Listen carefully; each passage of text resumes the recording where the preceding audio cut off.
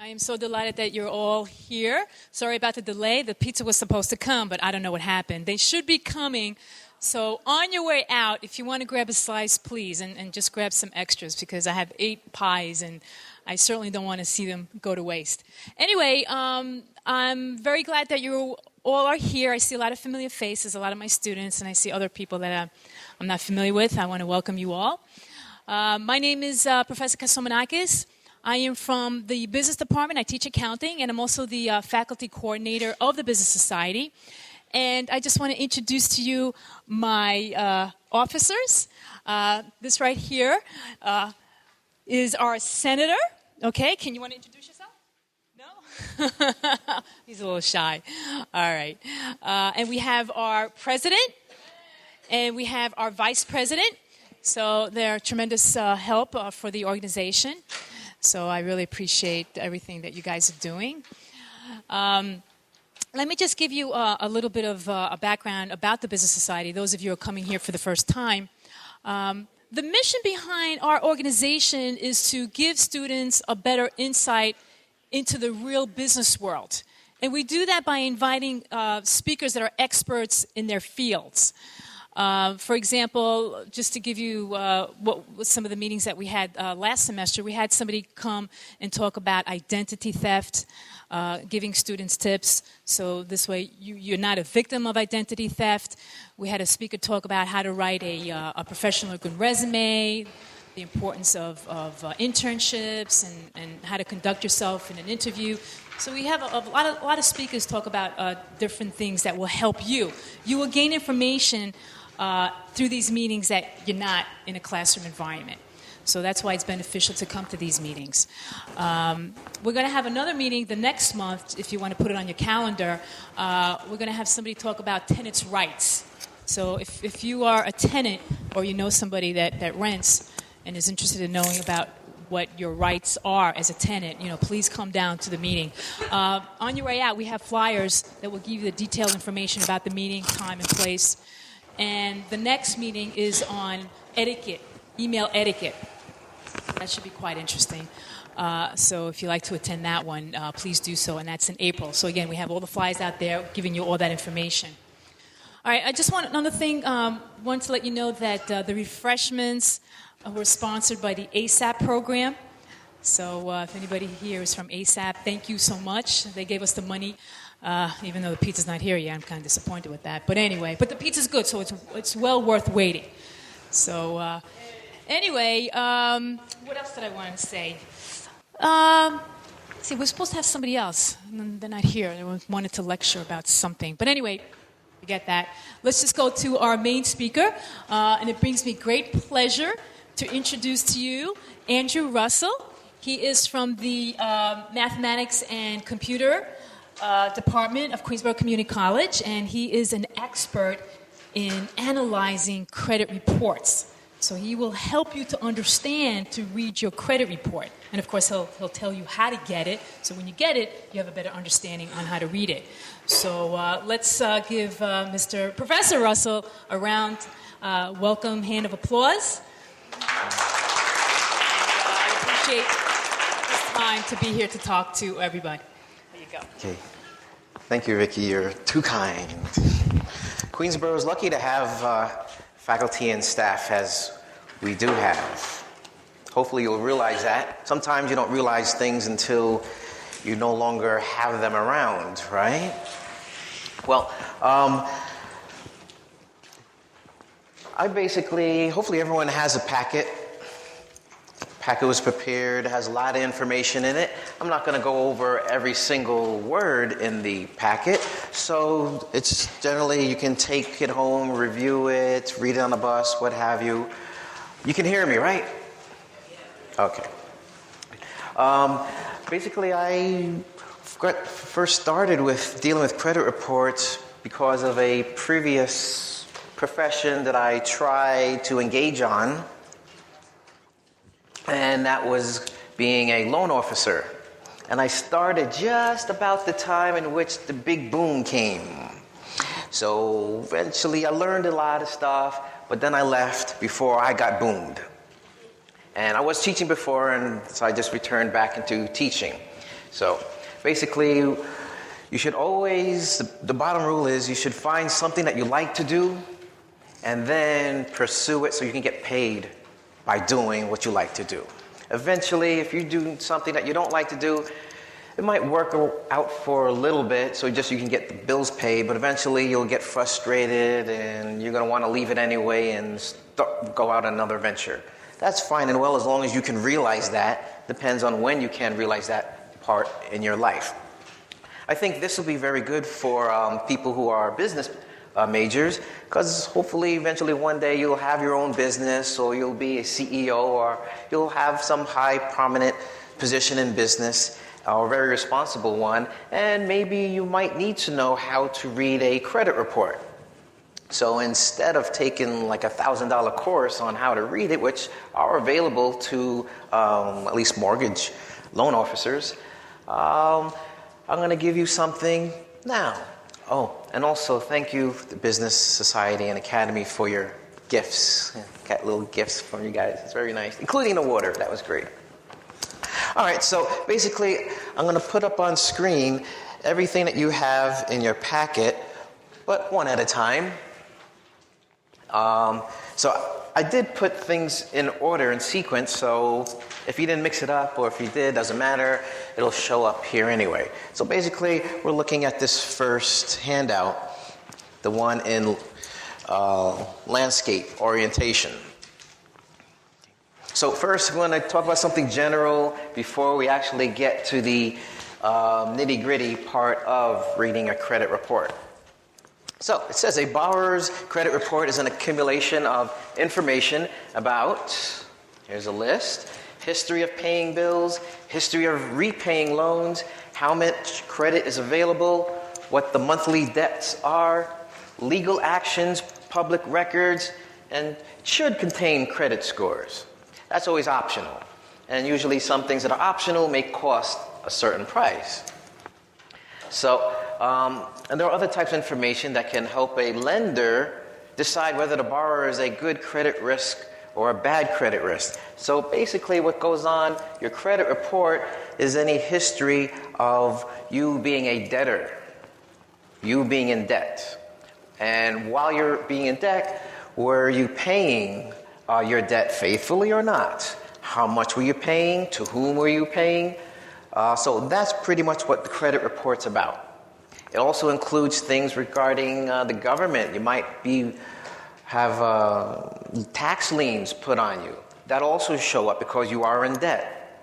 Actually, we're going to go through some of the topics right now. So what information is provided on a credit report? Mortgages, of course, because basically trying to get credit is you're using someone else's money. And the person or the company money that you're using for your own benefit, you really want to pay them back.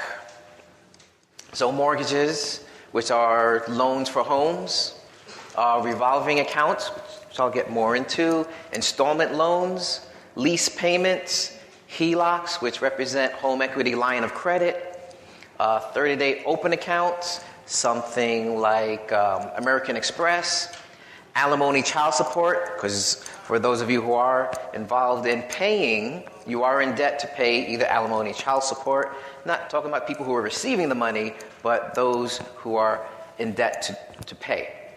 Also, what shows up are your closed accounts, your collections. If you don't pay something in time, eventually you start ignoring the company, and they then get a credit collection company on you, and then that'll show up as well. Bankruptcies, foreclosures, judgments in civil courts in regards to how much money you have to pay for judgments, garnishments of your income, mention tax liens, repos, and inquiries. Inquiries are when someone is trying to look and view your credit report.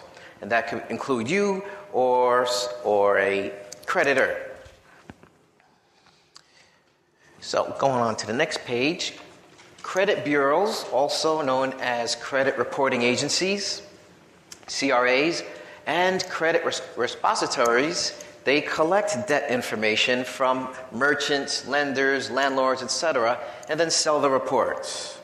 So the three major credit bureaus that you might be familiar with, Equifax, Experian, and TransUnion, they just sit in Georgia, Texas, and Pennsylvania waiting for companies that are giving out credit, contacting them, and giving them information on you. Because whenever you apply for credit, apply for a loan, you fill out an application. And based on that application, the overseer in the company will take that information and contact one or more of these credit bureaus and give them that information. And then the credit bureaus will have that information as well as old information that other people have contacted them and gave information on you based on your application that you filled out previously. And all of that is put together, and then the credit bureaus will then return back a report on your debts, how you've been paying them. A 3-file merge credit report, also known as a tri-merge, contains the credit information held at each credit bureau. So it is possible that maybe if you apply for credit card or department card at Macy's, maybe they'll only try to get information from Equifax and Experian. Maybe they'll get from TransUnion. So any creditor doesn't have to find information on you from all three main credit bureaus. It could just be one, it could be two, it could be all three. But of course, the more information that they have, the better picture they have on you. And hopefully you can paint a nice, pretty picture, especially when, well, I suppose when you graduate, you're going to start making more money. And then the more money you make, the more money you want to spend, the more money you want to borrow. So you want to make sure you're on the right path, because you can get back on the right path if you fall off, but it's easier always doing things the right time the first time around, right? Okay, so today's presentation has actual reports from 2 servicing centers, Equifax Mortgage Solutions in New Jersey and Info One Land America Credit Services in Utah. So these last 2 names that I just mentioned are, for example, when I was checking credit on some clients, I had to contact these last 2 people, these last 2 companies, and then they would in turn get information from Equifax, Experian, and TransUnion. And they don't do it for free. They charge us. They charge the company, and very often the company would charge you for getting a credit report. Sometimes they do, sometimes they don't. Okay, so on to credit scores, which I mentioned it should be on your credit report, but may not be. And if it does show up on your credit report, it's probably because you paid extra to have it. So the entire credit history of a borrower can be condensed into a 3-digit number called the credit score. Credit scoring has been in existence since the 1950s. However, the use of credit scores for mortgage loans began in the mid-1990s. Credit scores are often called FICO scores because they are produced from software developed by the Fair Isaac Corporation, FICO. So in general, a credit score is synonymous for a FICO score. And the FICO scores on the next page is also a tool which provides a measurement of risk, indicating the likelihood of future default. So a high score means there's a low risk of default meaning you're not going to pay your debt. But a low score means a high risk of default. And the numbers tend to range, depending on which credit bureau, from 300 as a low to 850 as a maximum. So of course, we all really want to get a high credit score, because not only does that look good that you are responsible, you pay back responsibly, but also you get better deals on things. Like if you want to finance a car or get financing for a house, you're going to be paying lower interest if your credit score is high. So if you mess up your credit and you have a low credit score, you're going to be penalized not just by having a low triple-digit number, but also having a higher interest rate on the loans you then take out. So it's like a snowball effect. If you start to mess things up, it doesn't stop there.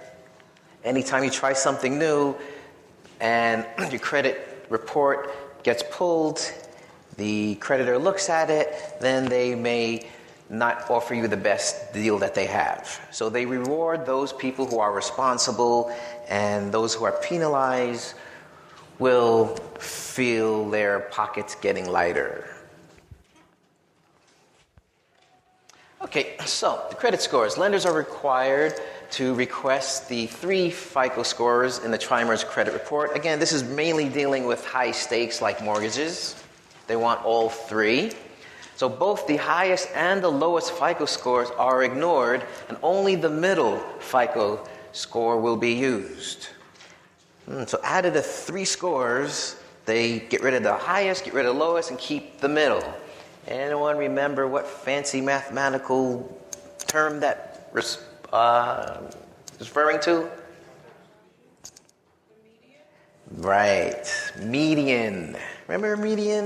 A long time ago in math, you probably thought never had to use it, but definitely the median is used. Okay, so again, the median represents as an average of the 3 scores, but there's a certain kind of average which you just get rid of the highest, get rid of the lowest, and take whatever number's in the middle. So a borrower will have a FICO score, will have a credit score only if one or two conditions: that at least one account has been open for 6 months or more, or at least one account has been updated in the past 6 months. So it had to be some kind of activity on your account for 6 months in order for a credit score to be part of your credit report. So if you just open up a new account today, that will not necessarily affect your score, at least not in a major way. Okay. So the 3 national credit bureaus each have their own version of the FICO score with their own names. So the Equifax uses the mathematical formula called the Beacon formula. TransUnion uses the Empirica formula, and Experian uses the Experian Fair I6 formula. So all 3 credit bureaus have their own mathematical equation on how to compute your FICO score, and they're all different. So each form is largely based on the original FICO scoring method.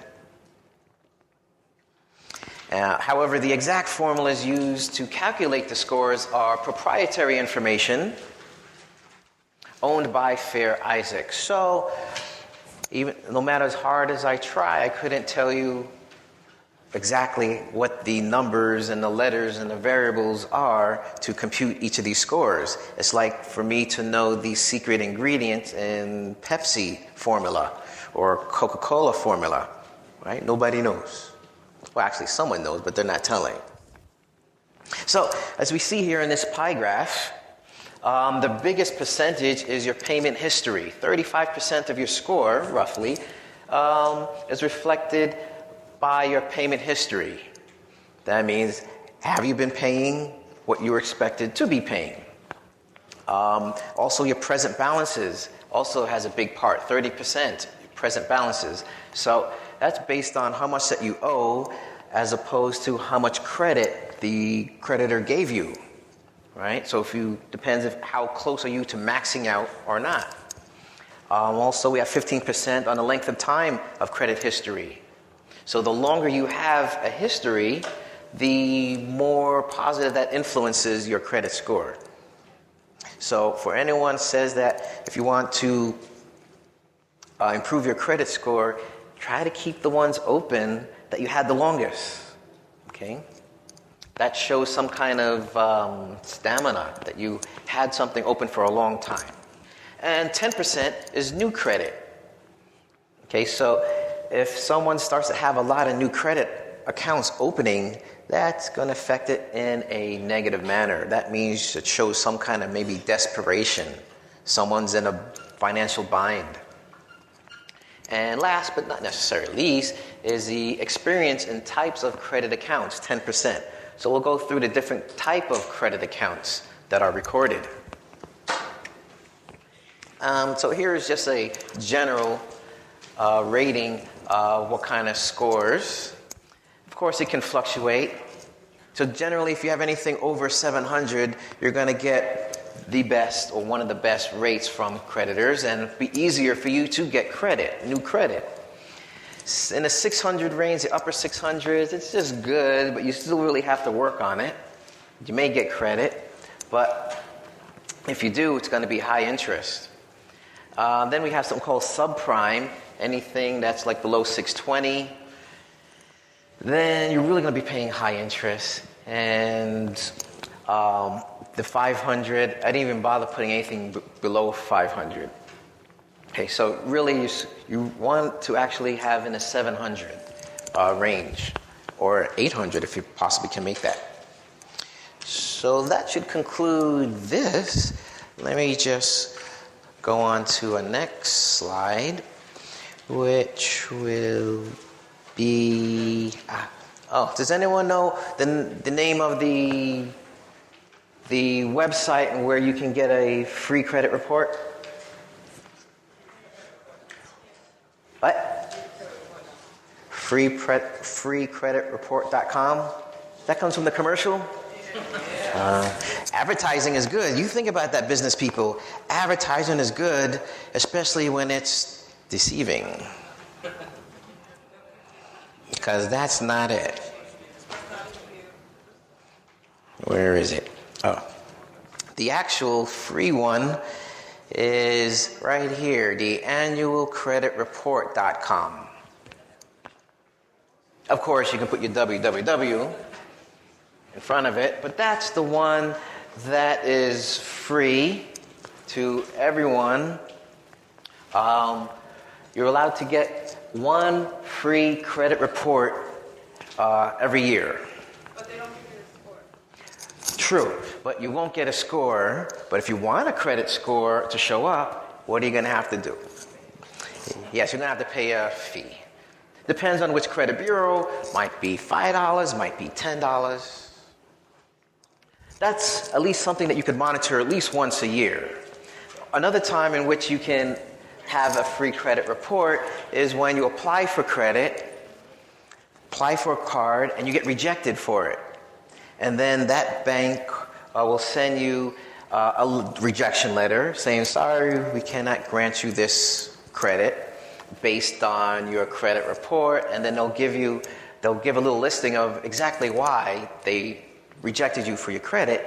And when you get that rejection letter, you can make a copy of it and make a request to that credit bureau and ask them for a credit report and see what in that credit report actually was so bad that the creditors denied you.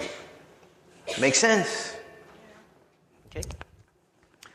All right, so I'm not going to go through this whole brochure, but there's a lot of good information on this brochure. But basically, I really want to go to the last page. The last page, the annual credit report request form. So if you want to get your free credit report from all three of the credit bureaus, you can fill this one form out and mail it. There are instructions there on the very last page. So you can do it by mail, or you can go individually on the websites, which is also in this brochure. You can do this by going to each of the individual websites, filling out some information, and some of the websites for the credit bureaus will actually give you your credit report in digital form in a matter of minutes, instead of you waiting for them to mail it to you. Or you could have it in printed form for them to mail it to you as well. I believe you can also call them and ask for credit reports, but you have to be prepared to make sure that you have information that they're, of course, going to want. They're definitely going to want your name, your date of birth, social security number, address, personal things like that. So I highlighted, again, that annualcreditreport.com or that toll-free number. Okay, so at least we know that we can get a free credit report at least once a year, unless you've been applying and been denied credit. Now, I think we're ready to tackle an actual credit report.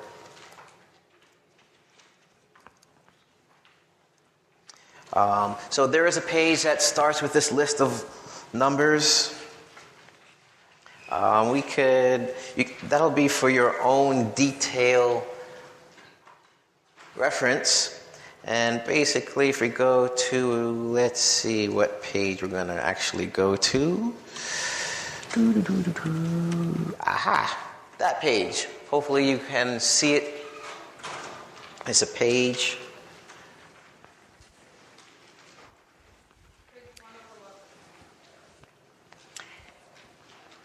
Yeah, it says 1 of 11.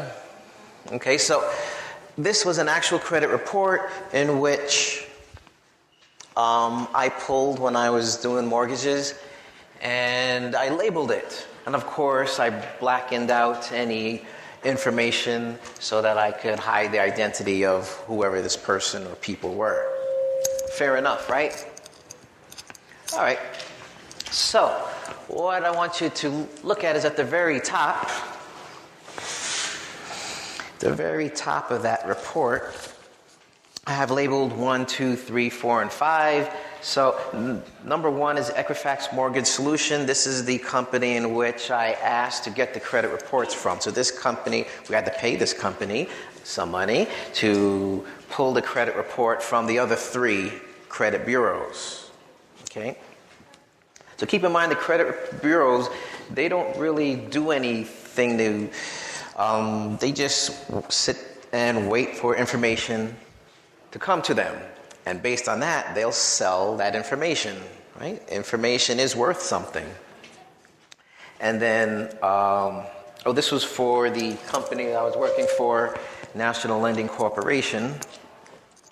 Label 3 was just a following order number. 4 shows completed. That means the date in which this credit report was done. And look at number 5, it says sources. EFX, XPN, TU. So those are 3 letters or 2 letters in which stands for Equifax, Experian, and TransUnion. So this is definitely a tri-merge. Oh, by the way, this credit report that you're looking at is not the one that you would get when, as a consumer, and you ask for your annual credit report. This is not the one. This is more detailed. But this would be like one when you're a business person and you are ordering a credit report on a customer. This is what you would have. Okay? So, let's see. At least for this, they only charged us $12.66. Notice it says individual or joint. So this happened to be a joint account. Well, actually, we're looking for 2 people. Actually, were trying to get a mortgage, and they were going in as co-borrowers. So this now represents a set of 2 people's reports and scores. Item number 6 and 7 is the name of the borrower, which has been crossed out, as well as a social security number. And that same information is what I had given to the to Equifax Mortgage Solutions. And they, in return, can match that information. And underneath that, labeled number 8 and 9, is the co-applicant, the co-borrower, with their name and their social security. Okay. It also shows their age, 46 and 47, and this was back in 2007. But not much has changed since then when it comes to credit reports. All right, so now if we go a little further down to the section that says scores, there's a whole lot of stuff going on. Starting with our 00607, item number 10. Item number 10 is a credit score. This credit score is 607. And that was computed by using the Beacon formula that Equifax uses. Let's see. So if we now go to item number 12, 15, 17, and 19, right down that middle column, 12, 16, 17, and 19, basically, there always list 4 items. And the 4 items that show up there are the 4 most negative parts of the credit report that have influenced the score. They don't show the 5th one, but just the 4 most. Number 12 has 00038, serious delinquency, derogatory public record, or collection filed. So that 00038, that's just a code. That doesn't mean they had 38 of these things. It's just a code, numeric code for serious delinquency. Number 15 has triple digit 020, and that means the length of time since derogatory public record or collection is too short. That means something was pretty recent in terms of collections. And it's not so bad if you had something in the past that's way in the back of years behind. But if it's something that's pretty recent, then that shows some present financial struggles. Number 17 has triple digit 18, the number of accounts with delinquency. So there was a high number of accounts that were delinquent. And label number 19, the 00013, the time on delinquency is too recent or unknown. Okay.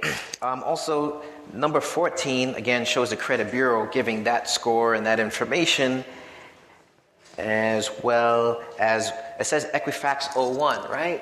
On item number 14, 01 just means it's from their primary files. I don't know if they have a secondary file. I've never seen that, but it's definitely from their primary files. All right, so if we go below to item number 21, we have another credit score, 625, which is a little better than 607. And as we scan over, that's the Fair Isaac model that the Credit Bureau Experian uses. Experian gives that score 625.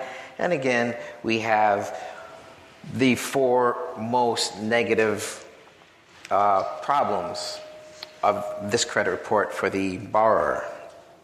And again, going down to item number 24, we have 602 from the Empirica formula. And this was made by the TransUnion Credit Bureau. And again, it shows 4 of what they thought was the main negatively influenced parts of the report. So out of this 607, 625, and 602, which number would we use? Get rid of the highest. Give me one. 607. Yep. Got to get rid of the lowest, get rid of the highest, and use the middle one. Median. You always got to use the median. Okay? Did I do that right? 602 is the lowest.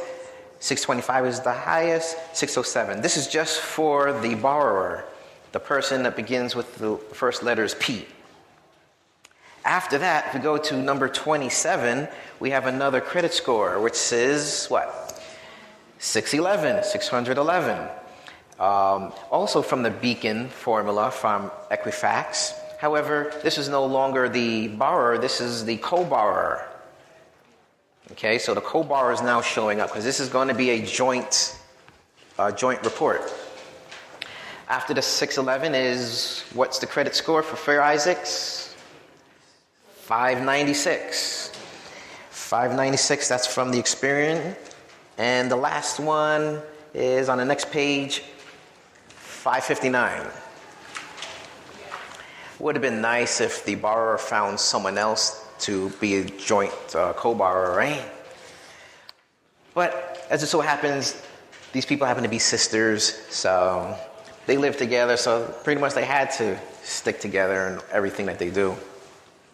Anyway, so you'll see how you could have your own credit report, and someone else has their own credit report, but once you start to merge together to have joint accounts, both your credit reports will show up and will then be taken care of.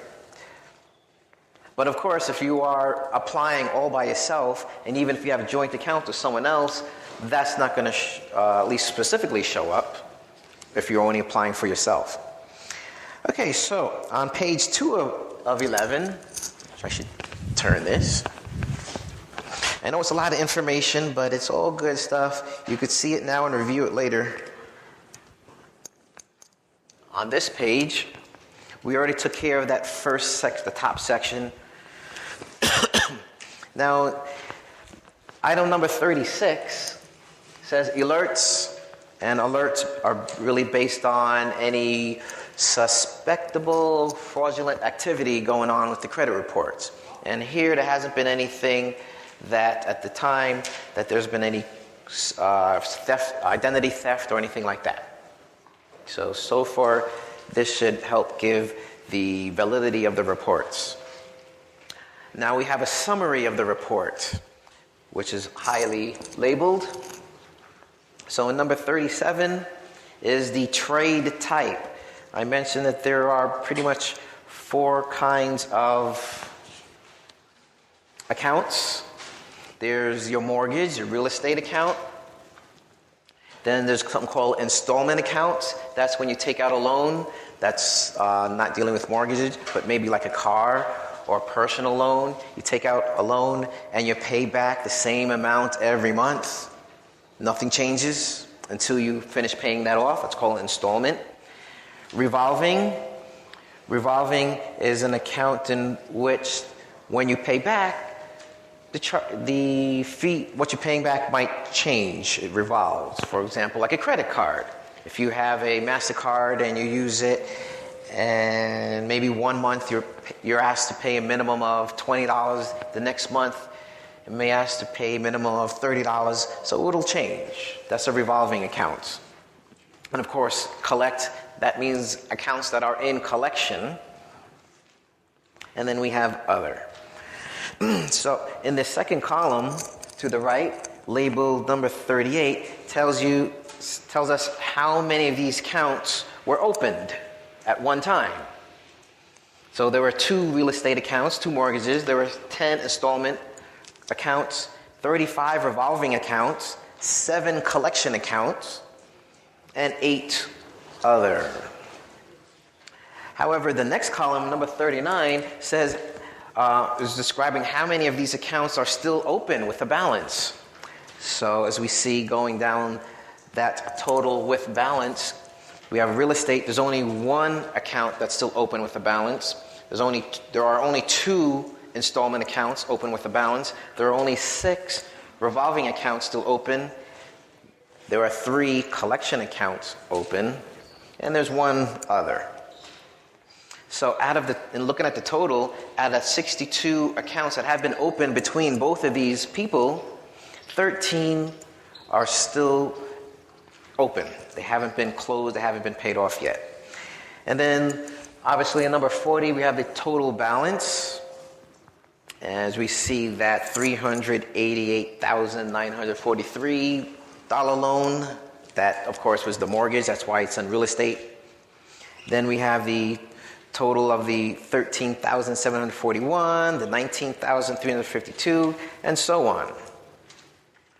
And this is talking about how much is yet to be paid. Okay, so in total, the total of the total balance is what? $433,679. So between the 2 of these people, they owe this $433,000 debt.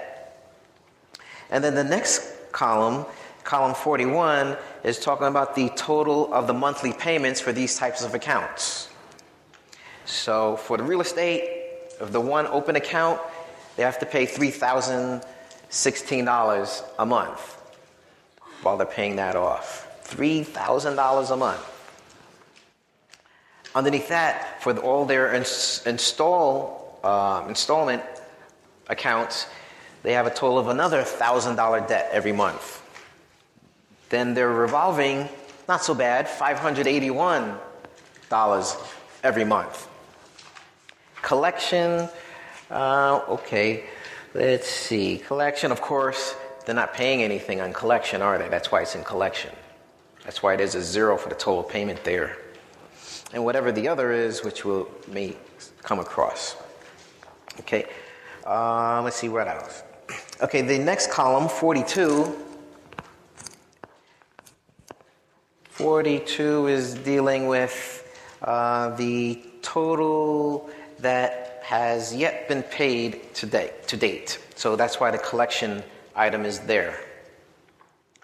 However, if we go to column that's labeled 43, we have a total of 30, 60, and 90.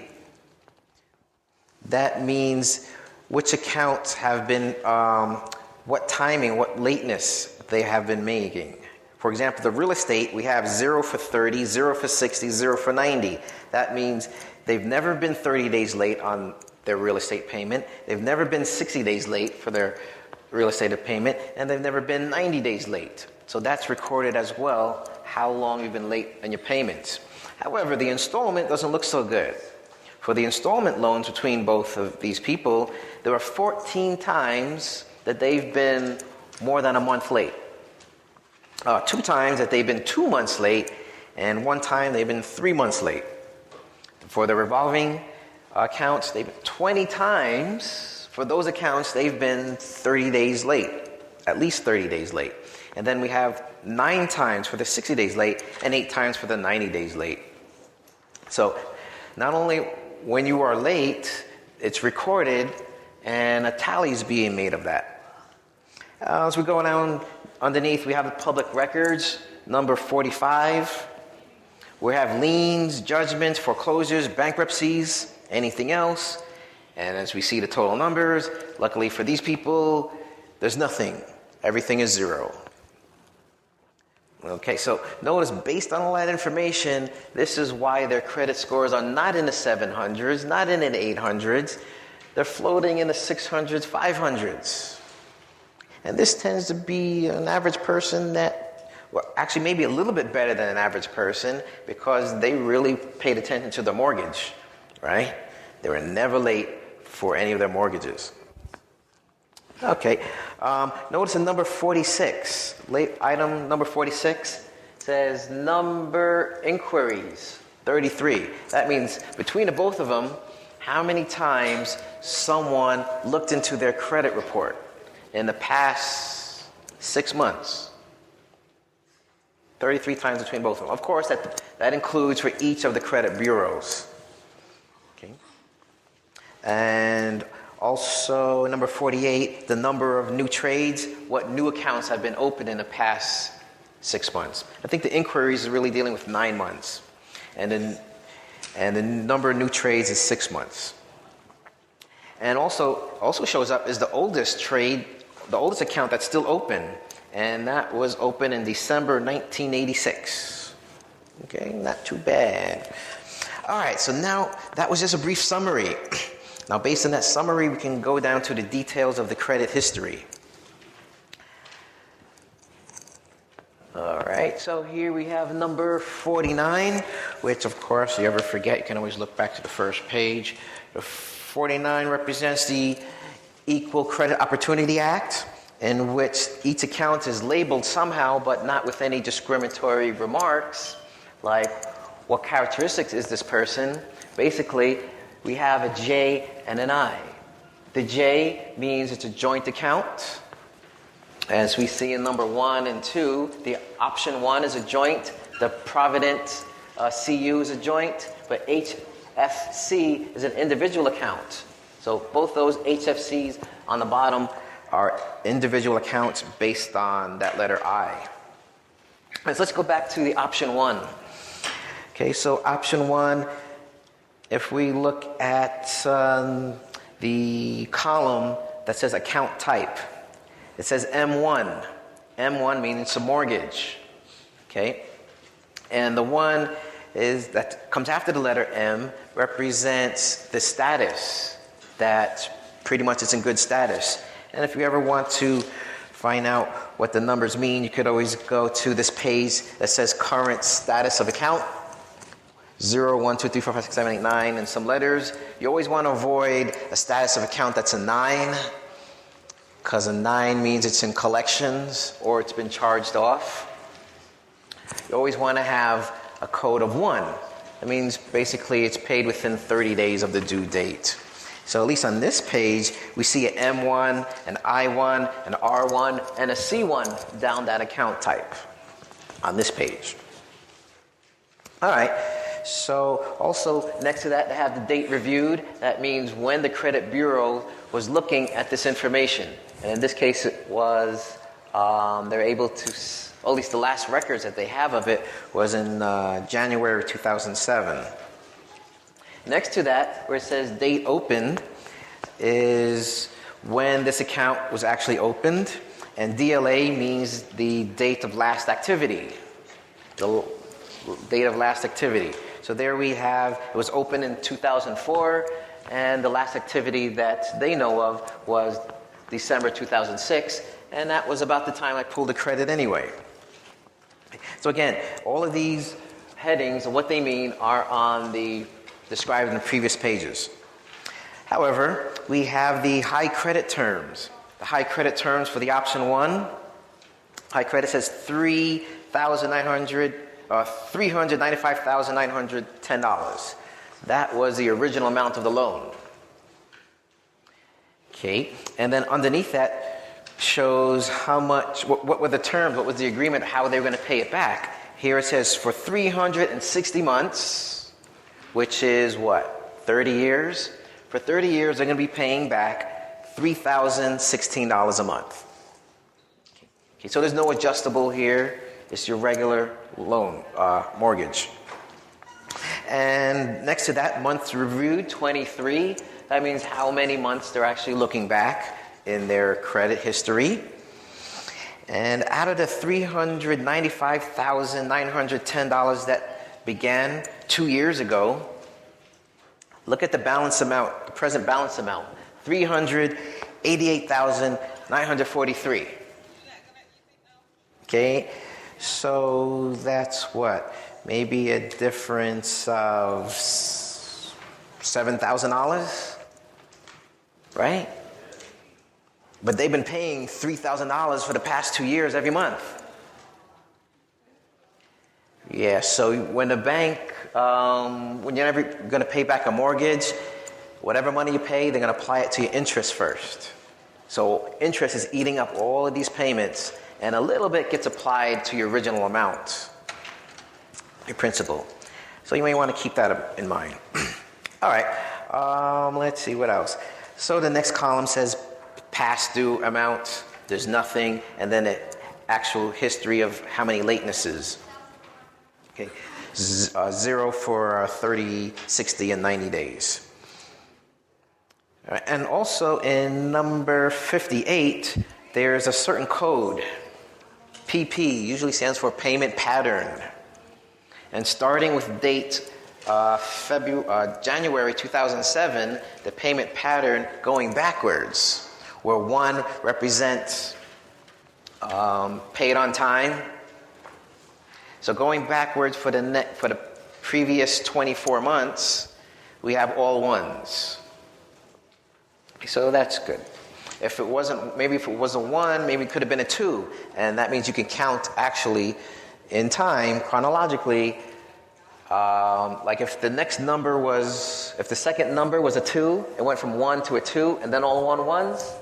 Then that means that second number that's a 2. That means that last month of when, which was December of 2006, they were 30 days late, at least 30 days late on the payment. But doesn't happen there.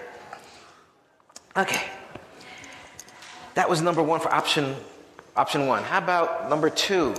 J, joint account, Providence CU, maybe it's credit union. Look what type of loan it is. AUTO.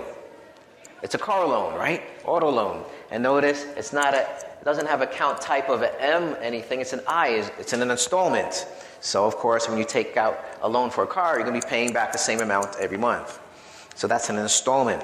We see when it was when it was last reviewed, 12/26 for the credit company. Oh, sorry, I shouldn't even go to number 2. There's still 59 and 60 left.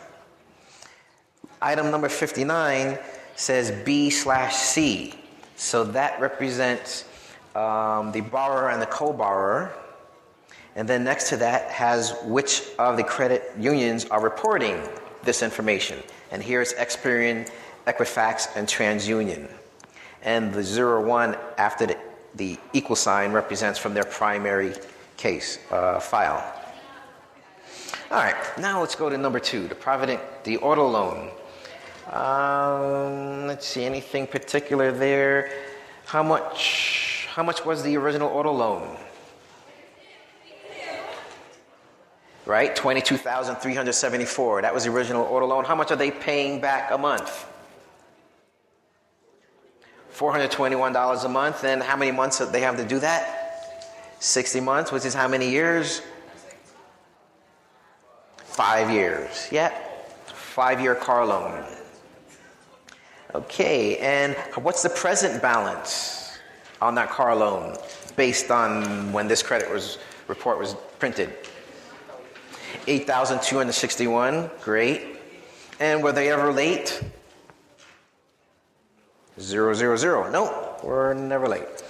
Okay, look at number 3 now, HFC.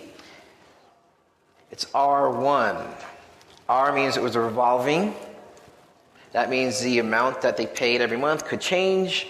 And the type of loan says credit check or line of credit. So this is perhaps a HELOC, a home equity line of credit, in which, based on how much value is still in your house, you could take out a loan and use that amount of money as a line of credit, in which you would go to the bank, maybe take out money, and pay it back. Almost like a credit card, except for you don't have a card. But it's like a credit card based on how much amount you have in your house. So the amount that's paid back can change. The original, how much was this loan? What was the original amount for this loan?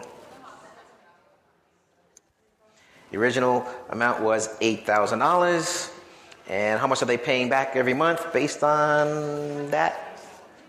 $227. Now look what happens, that the balance amount is higher, $8,153.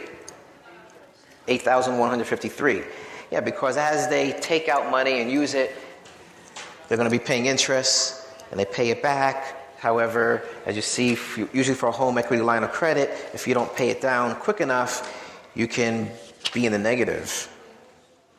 All right, let's see, what else do we have? Anything interesting? Anyone? Let's see, we have number... There is something that's interesting. If you look at number 4, it seems that it's really number 3. Number 4 shows up again as a number 3. Yeah. Okay. Because if you go back to 59, Yeah. it says that this one was reported by Equifax and Experian. Right. But on number 4, it says it was only reported by TransUnion. Right. Could they have gotten their things slightly jumbled? No, there's nothing really jumbled. That's a good point you mentioned for 3 and 4, is that Equifax and Experian, they agree on their information, but TransUnion has something a little bit different, so it's showing it on a different line. Okay, so there's not really something jumbled. As you can look at it, you see it's not really too much different. It's really showing the same kind of balance of 8,153. So nothing very critical when you're examining something, but that was a good point. I'm thinking instead of, one extra line, maybe you could argue that it should be if you were examining. Well, it's nothing that, but it's a good thing that you look at it and you see this, it's not two different accounts. Right? It's still the same account, just written differently.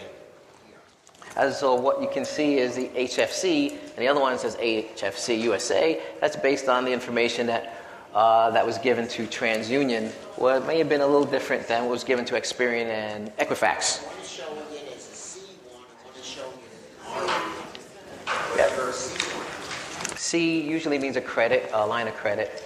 Because you didn't give us a letter for that. Okay. You gave us mortgage, installment, revolving, and open. But there's no big letter C. That's why maybe it's Inconsequential. Okay. That's good. pointing it out. That's a good point. If we can go to page 3 just quickly, at number 8. Number 8 is an individual account. And look at the account type. It says I-9. Is 9 a good number to have? No, 9 is not a good number to have. Notice what it says under number 8. It's whatever IC system is. The type of loan says a collection, attorney's fees, comment. It says outstanding balance. Original creditor was medical. And how much was this amount? About $3,000. So if you don't pay your hospital bills, it'll go into collections and show up on your credit report. Okay, so that was an issue when this person was trying to get, or these people were trying to get a good interest loan for the house.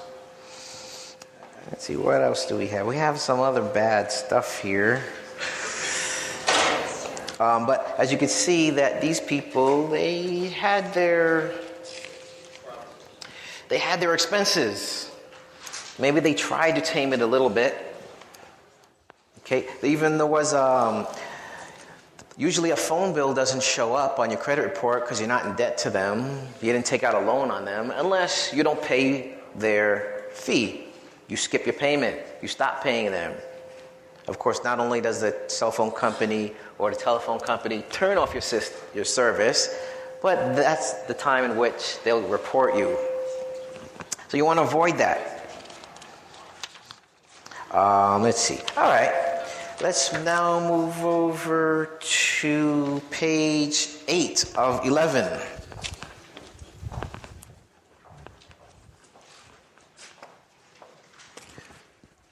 And on the bottom, it has a label 61.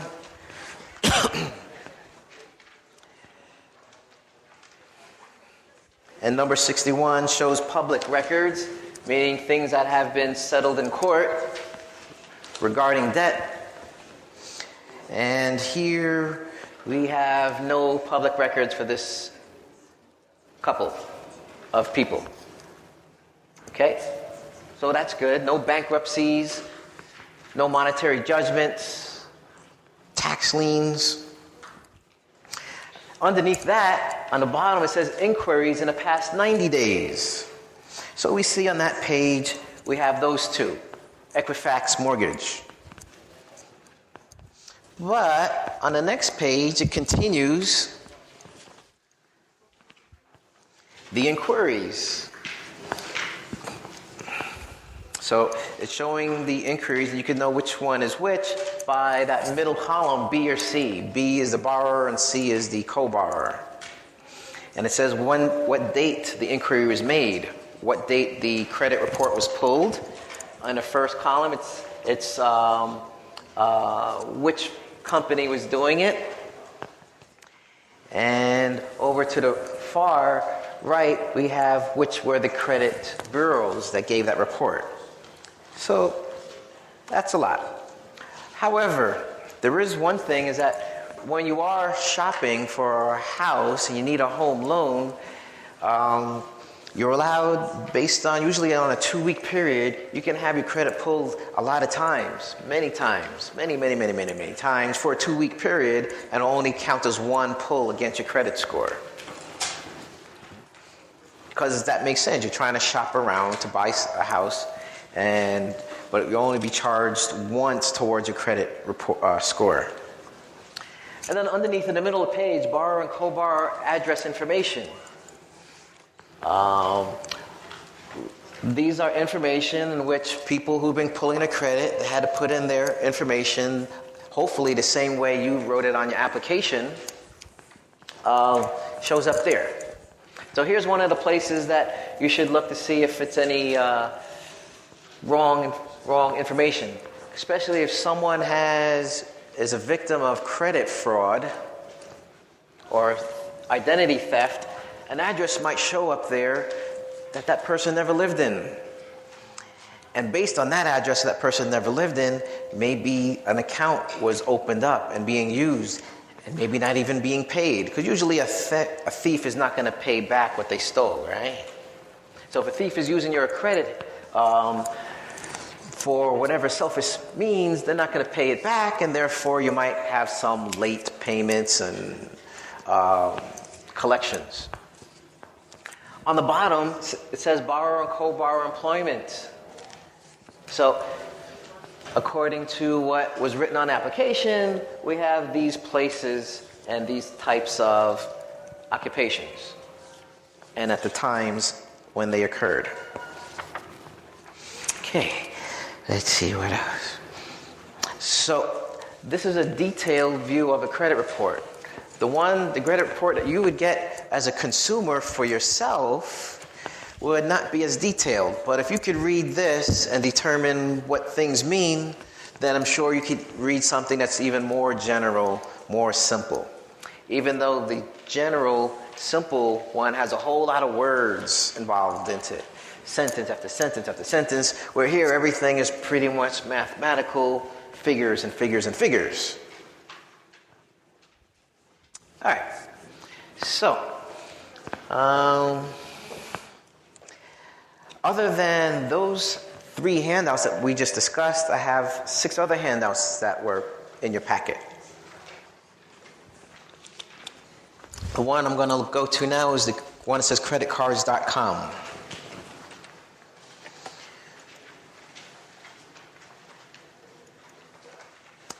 This one. If you've been following the news, you've noticed or have heard that starting this past Monday on the 22nd, new laws have been passed regarding credit cards. Okay. So there's a lot of, I pasted it in very small print. There's a lot of fine print here that's important.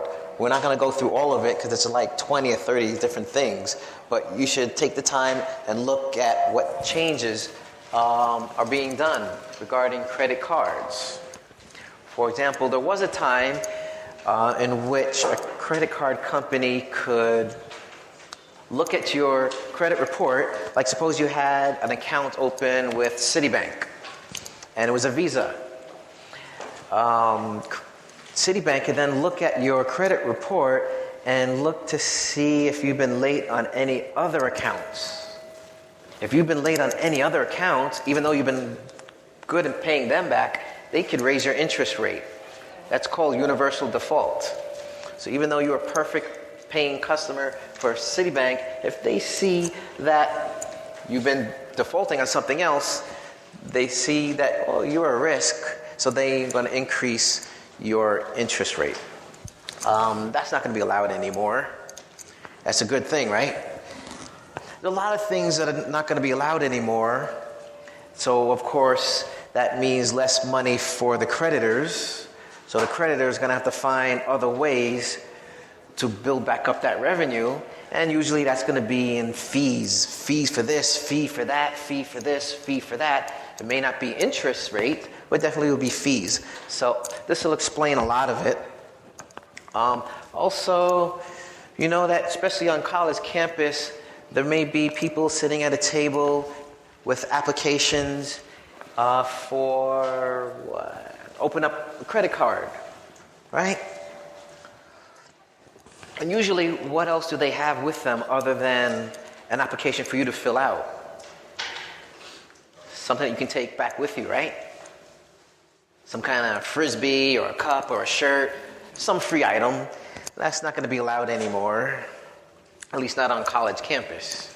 No more free gifts, because that tends to gives a deceiving kind of concept of borrowing.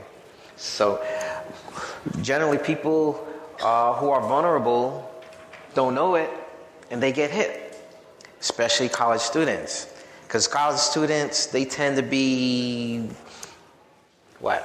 very strict for cash. They tend not to have a lot of money because all their money doesn't go to the professors, right? All the money goes somewhere else, to the school and what have you, to tuition, books, what have you. So definitely being a student is a sacrifice. You're sacrificing getting money one other way because you're putting that off so that you can do better soon. All right, so make sure you take the time and look through these different items of changes that have started to occur legally this past Monday. Ooh, under 21 college students. It's not going to be so easy for them to get credit. Okay. And also 45 days notices, free credit reports, payoff time. Oh, one other thing that's nice, which you probably heard on the news anyway, that on credit cards, they're also supposed to put down what your minimum amount per month is, and also a projection of if you continue to pay this minimum amount, how long will it take to pay off the balance? That's always nice to know. So a lot of stuff will be there to protect you, the consumer, but the creditors are going to try different ways to get around things. So please make sure you read all of that. It may not be in the same bathroom sitting, but you might have to go to the bathroom more than once to complete this. Okay. Let's see what else we have. You should also, let's say, look at this. Psst. Someone's peeking at your paycheck. To notice on the credit report, your salary didn't show up. Because basically your credit report was about how much debt you have. Nothing showed up about bank accounts, saving accounts, checking accounts, because that's not your debt. That's your money. Only money that's dealing with debt. However, now when you start to fill out new applications, usually when you fill out applications, you write down how much you make as a salary. But that information was never reported to the credit bureaus, the amount of money you make. So now the credit bureaus are either going to accept that information now or try to take a guesstimate of how much you make and put that in the report. So be aware of that. That's going to soon show up on your credit reports, how much you make, or at least a guesstimate of what the credit bureau thinks you make. Okay, so that's what that article is about. So you may want to read that. It's not too long. Also, I advise you should read on this. The hard times can bring out con artists. Yes, unfortunately, when you're vulnerable,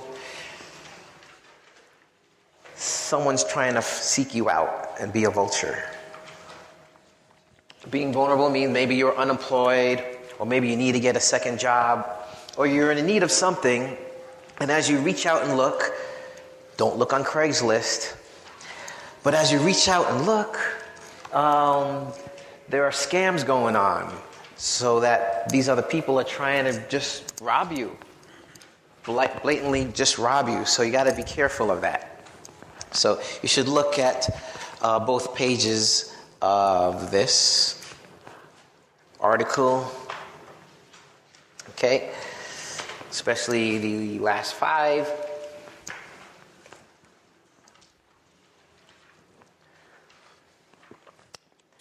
Let's see what else we have. Oh, okay.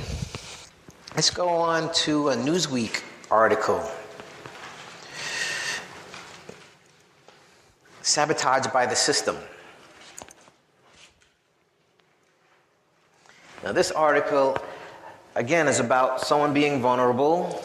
There was a young man by the name of Tyrone Sams He was 18, and when he was 18, he looked at his credit report for the first time and found out he's had a credit report for the past 6 years. Since he was 12, he's been in debt. His story was he was a foster child. And any home that you go to, the foster parents, they have your information. Your name, your address, social security number. And some of these parents, or at least one, decided that that their credit wasn't good anymore. They're going to use someone else's. And after they use it, they mess it up. Because after all, they messed up their own. So instead of working out their own problems, they'll continue the madness and mess up someone else's credit. So, of course, that doesn't only happen to foster kids. That can happen to your very own parents can do that to you. Because maybe for some reason they had fallen hard times and they decided to use you, even though you're a child, maybe use your name and your credit to help. Okay, so of course that could be good as long as they pay it back, but it could be bad if they mess it up, right? I mean, they are your parents, so maybe you wouldn't mind. So you should look at that. So you got to be very careful. So it is important to look at your credit report, and if you think you have some suspects, some fraudulent activities been going on, then you have to follow up on that. What else? Oh, also, if you do have any fraudulent activity, or you see something's wrong on your credit report, once you see it, after you make that statement that this is wrong to the credit bureau, whoever's reporting it, because you know who's reporting it because you see the codes, they have 30 days to investigate. They have 30 days to investigate the validity of what they have as opposed to the proof you show. Okay, and usually by the 30 days, they'll go back to see who gave them that information, and that investigation's done. And if it calls for editing, so your credit report will be edited properly. But if they can't reach or find their source that gave them that information, then they have to get rid of that information. They have to blank it out. They can't use it. All right, let's see, two more items you should look through. And the next one is Bernanke. Sounds familiar? Ben Bernanke. Yes, he's the Federal Reserve Board chairperson. Last year, he was a victim of credit fraud. It can happen to anybody. What happened here was that his lovely wife was in a Starbucks cafe, and someone with sticky fingers went by the back of her chair and took her pocketbook. And inside that pocketbook was Mrs. Bernanke's information, her license, a checkbook with their name and address on it.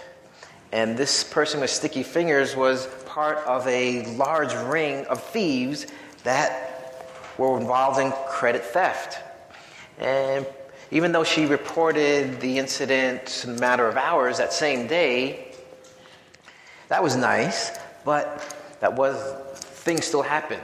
There was someone in another state making checks for $600 in their name, withdrawing from their account, $900 somewhere else. So this was a pretty big theft ring that this talks about. So no one is immune from their identity being stolen from.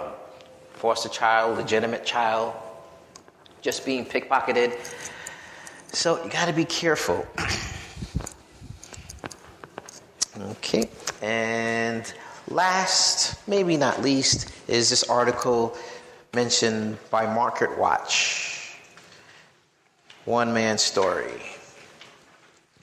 Now, this is a pretty bad story. A lot of things happened to this man. He's probably in his 50s and 60s by the time this article came out.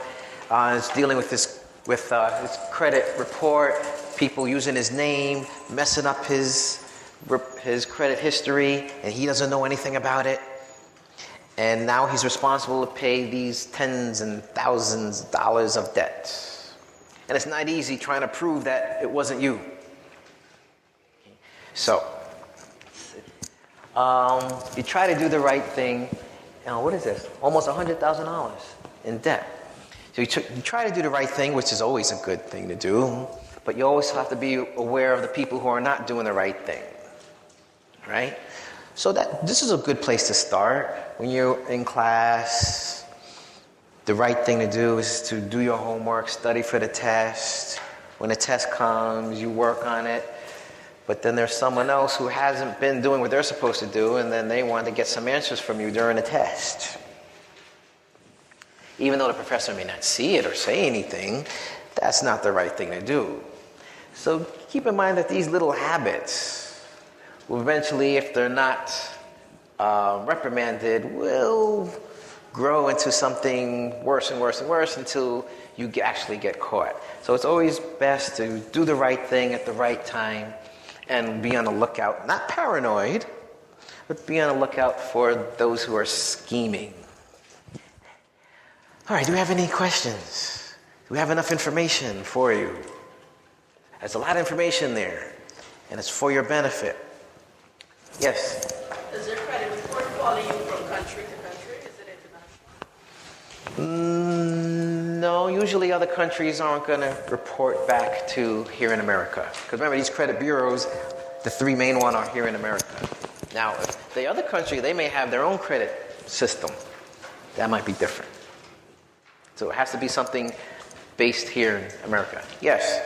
What are the best ways to guard against identity theft? What are the best ways? Okay. In the articles, they also mention a lot of theft occurs through the internet. And if your computer is not protected with antivirus software, that someone could hack into your computer and put a program in there that can relay back every keystroke that you make. The keystrokes that you put for your bank online, and then your username and your password, all those can be recorded and sent back to someone if it's not blocked, firewalled, or if you open up an attachment in an email that you don't know who it's from, that attachment might have a worm in it, a bug that will do this stuff. So you always want to be updated with one way I suggest is update with your virus protection. Might be a little expense for you, but I'm sure it will be worth the headache, right? Does that help? Yes, and also if you're a victim of identity theft, how do you deal with that? How would you deal with that?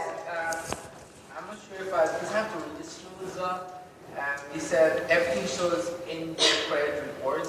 So what if you were a victim and it shows there? How do you clean literally your credit report? Yes, well, once you find out you are a victim, it's going to take a while to try to get back in good standing. So first of all, it's investigating with the credit bureau who has this information on you. You write a letter and maybe show them proof of whatever the circumstance is, or rather that this is wrong. I never had this account. And then send that whenever you send something to a credit bureau, send it by certified mail. Don't just put a stamp on it and send it. Pay an extra $2, whatever it is, by certified mail. Okay, and so then now the ball right at that point is in the credit bureau's court. The credit bureau will try to investigate it, and if they're able to clear it off, then it'll be done. If not, then it's going to take some more steps involved. Headache, and you may have to hire a lawyer to finish it off. So it can be expensive. So hopefully it'll be something very easy. Otherwise, you might have to get a lawyer. Okay. Any other questions? Yes.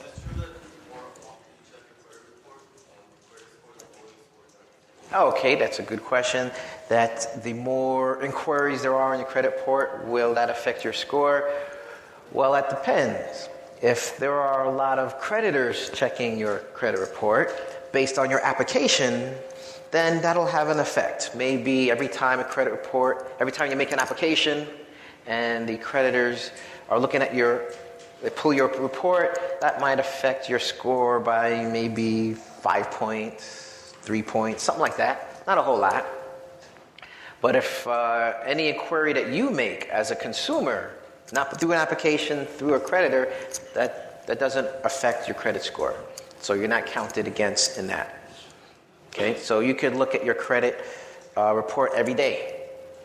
That won't affect your score. But if you make an application every day to someone else and they pull it every day, that's going to have a big effect. And also, there's something called pre-screening. You may have gotten some mails from banks or credit cards saying you've been pre-screened and approved to get this credit card. Okay, so they took a look at your credit report, but that was not counted as an inquiry. So what they do is they go to the credit bureaus and tell the credit bureaus that we're looking for a certain set of people that fit this criteria. And as long as they give the credit bureau some money, the credit bureau will give them your name and address. They don't pull the credit report. They just give your name and address that, yes, perhaps you were never late for whatever the criteria was. Or if you just live in Long Island, if that's their criteria, whatever it is. That doesn't count as a credit pull. It's only after that, when you respond to that pre-approved, that's when they're actually going to pull your credit report and decide, make a final decision, are you really approved? Because that's the first time they're actually seeing your credit report. Okay? So these pre-screenings doesn't count as a pull against your credit report. Anything else? Yes? If someone has a bad credit to the point where they have to pay another company instead of the actual credit card, how would they go by fixing that after they paid it off and building it? How long would it take? Okay, so good thing is that negative reports don't stay on your credit report forever. Okay, generally it's every 7 years of inactivity on any account gets wiped off, cleared, and your score gets readjusted. But it has to be inactivity. That means after maybe your account closed with the original debtor, after you paid back the collection company, 7 years from that last activity, then you're free from that in paper form. If you go into bankruptcy, you file for bankruptcy, it's going to take 10 years for the bankruptcy information to be cleared off. So after 10 years, after you declare bankruptcy, after 10 years, you'll have a credit report that doesn't show any bankruptcy. Or at least it won't affect your score. Okay? All right. Any other questions? So hopefully you have a lot of information that if you didn't get a packet, send me an email, arussell, A-R-U-S-S-E-L-L. I'm in the math department. If you forgot how to spell my name, look me up in the math department and send me an email, and I can send you the information by email if you want. Okay? Thank you so much. So Thank you you. guys have some good information? Yeah. Can you use this information? Good. Anyway, let's give a nice round of applause. Thank you. Thank you so much for coming and giving us some really valuable information. Really appreciate it. Thank you. And I also noticed that we had some brochures in the front here. I don't know if it's still there, but it has a lot of good information there about credit cards and credit scores.